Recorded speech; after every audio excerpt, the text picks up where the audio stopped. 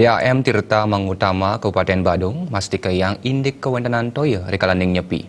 Perendikan puniki kebawasang Direktur Utama PDAM Tirta Mangutama Ketut Golak ring Badung.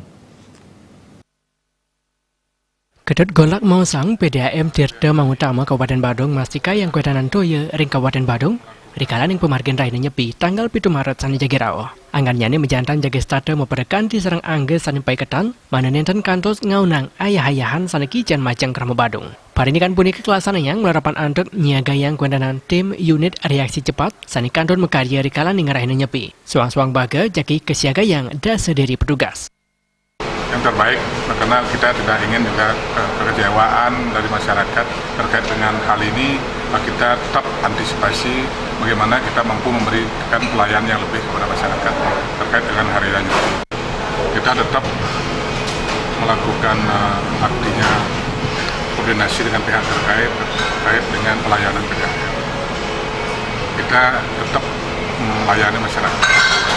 Tapi dalam hal ini kita juga akan berkoordinasi dengan masyarakat, tokoh budaya yang ada di Kabupaten Badung, masing-masing desa yang ada.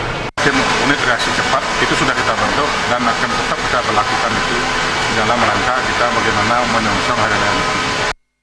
Petugas inucap jaging ranjing rikalaning pengerupukan saha memperkanti sarang perjuru ring suang-suang desa ring Badung. Indrawan Bal TV.